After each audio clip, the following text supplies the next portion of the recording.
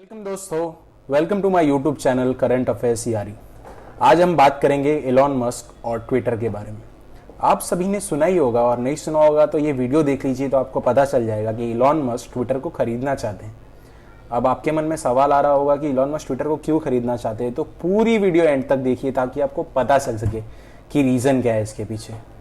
सबसे पहले Elon Musk के बारे में आपको बताना चाहूँगा। एलॉन मस्क 50 साल के अमेरिकन बिजनेसमैन हैं जो वर्ल्ड के सबसे अमीर पर्सनालिटीज़ में शामिल होते हैं। इन्होंने स्पेसएक्स, टेस्ला, पेपैल और न्यूरालिंक कंपनी जैसी कंपनियों को फाउंड किया है। तो चलिए जानते हैं एलॉन मस्क ट्विटर को किस तरीके से खरीद रहे हैं। तो एसईसी की एक फाइलिंग में, जो कि सेबी के समान होता है यूनाइटेड स्टेट्स में, जिसका फुल फॉर्म होता है US security and exchange commission, तो उन्होंने एक फाइलिंग में ट्विटर को बताया है कि एलॉन मस्क जनवरी एंड से रोज बाय रोज थोड़ा थोड़ा शेयर्स खरीद रहे हैं और उन्होंने अभी तक $2.64 बिलियन के शेयर्स खरीद चुके हैं।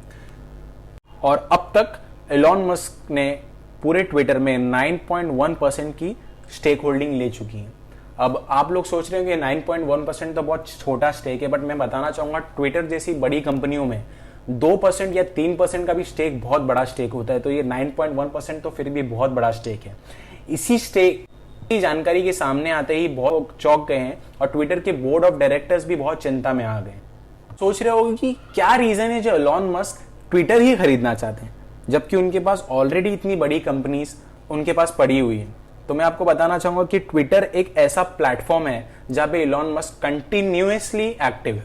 यहां तक कि उनके ट्विटर पे 80 मिलियन फॉलोअर्स, मेरा मतलब है कि 8 करोड़ फॉलोअर्स एक्टिव है।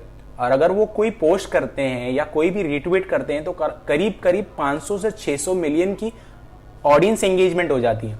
आप समझ सकते हैं 500 से 600 मिलियन मतलब किसी देश की आबादी से भी ज्यादा उनकी ऑडियंस एंगेजमेंट हो सकती है।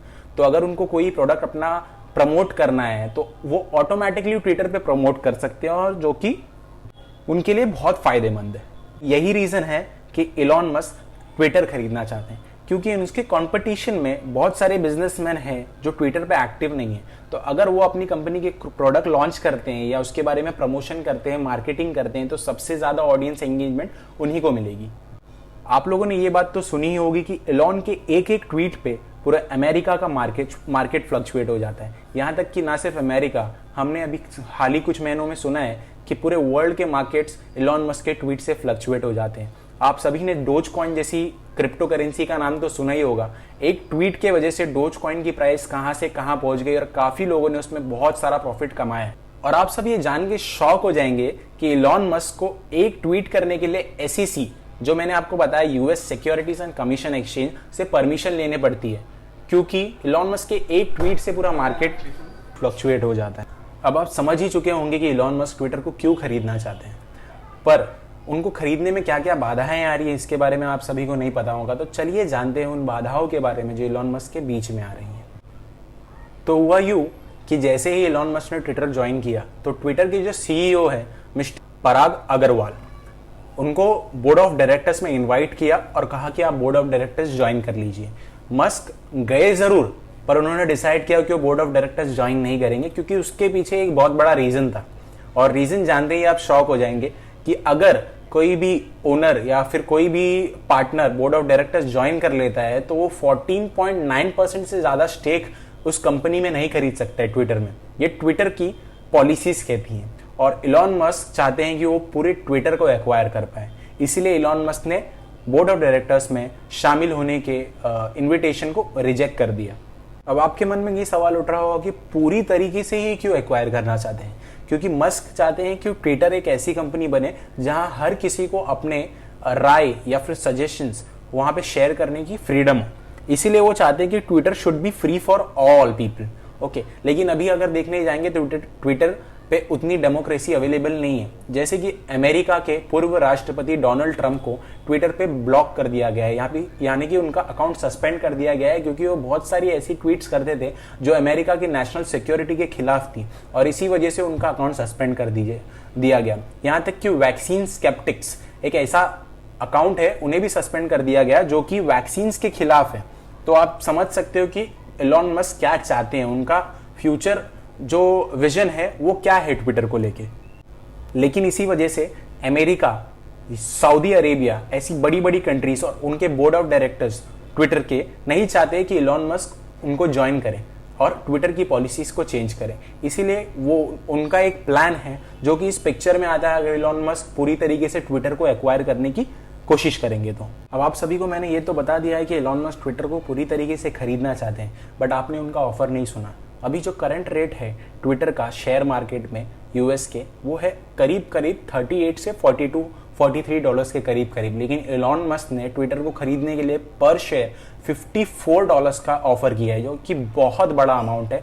करीब एक शेयर पे ही वो 20% से भी ज्यादा देने के लिए तैयार है ट्विटर को खरीदने के लिए। तो आप समझ सकते हैं इलॉन मस्क कितने डेस्परेट है ट्विटर को खरीदने के लिए, और बोर्ड ऑफ डायरेक्टर्स उनको रोकेगी तो कैसे रोकेगी। तो ट्विटर की एक पॉलिसी है जिसका नाम है पॉइजन पिल प्लान। तो यहाँ पे सिनेरियो क्या है, ऐसे पहले बहुत होता था कि जो छोटी छोटी कंपनियां हैं उसको बड़ी कंपनी के जो डायरेक्टर्स होते हैं या फिर जो बड़ी कंपनियां होती है वो एक्वायर करना चाहती है और उनके सारे शेयर्स खरीद लेना चाहती है। लेकिन अगर वो छोटी कंपनी नहीं बिकना चाहती है तो वो एक प्लान अडॉप्ट करती है जिसे कहते हैं पॉइजन पिल प्लान। मतलब हम आपके हाथ से नहीं मरेंगे, हम खुद ही पॉइजन की पिल खाएंगे और मर जाएंगे। तो ये प्लान अब ट्विटर भी अगर अपनाएगा तो क्यों अपनाएगा वो हम जानते हैं। तो दोस्तों, आप सभी ये जानकर हैरान हो जाएंगे कि पॉइजन पिल एक ऐसी स्ट्रैटेजी है जिसमें कंपनी खुद का नुकसान करवा लेती है, खुद के लॉस झेल लेती है, लेकिन वो किसी दूसरी कंपनी को अपना हॉस्टाइल टेक ओवर नहीं करने देती है। इस केस में कंपनियां ये करती हैं कि अपने जो शेयर का प्राइस होता है वो एकदम गिरा देती हैं, ताकि अगर सामने वाले कंपनी खरीदना चाहे भी तो शेयर का प्राइस ऑलरेडी इतना कम हो जाता है कि खरीदने के बाद सामने वाली कंपनी लॉस में चली जाएगी और इसलिए नहीं खरीदेगी। और वो क्या करते हैं, जो अपने शेयर होल्डर्स है, स्टेक होल्डर्स है, ऑलरेडी उनको डिस्काउंटेड प्राइस में और ज्यादा नए शेयर्स इशू कर देते हैं, ताकि एक्वायरिंग कंपनी को और ज्यादा मुश्किल हो जाता है वो कंपनी को एक्वायर करना। क्योंकि पहले उनको 10 लोगों से जो शेयर खरीदने थे, अब उनको 100 लोगों के पास जाना पड़ेगा वही शेयर्स खरीदने के लिए। तो आप सोच सकते हैं कितना डिफिकल्ट हो जाएगा उन एक्वायरर के लिए या फिर उस बंदे के लिए जो कंपनी को खरीदना चाहता है। तो आपको सभी को जो मैंने जानकारी दी है, होप आपको अच्छी लगी होगी। अब देखते हैं आगे क्या होता है। इलॉन मस्क पूरी तरीके से ट्विटर के पीछे पड़े हैं। ट्विटर वाले जो बोर्ड ऑफ डायरेक्टर्स है, ट्विटर के सीईओ, वो डिस्कशन कर रहे हैं कि इलॉन मस्क का ऑफर एक्सेप्ट करना चाहिए कि नहीं करना चाहिए।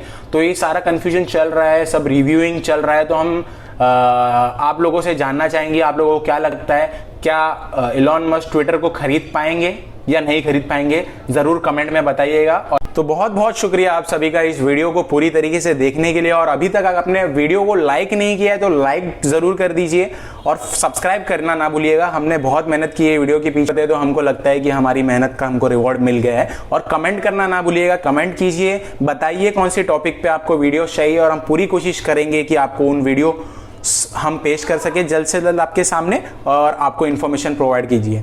Thank you so much for watching current affairs यारी।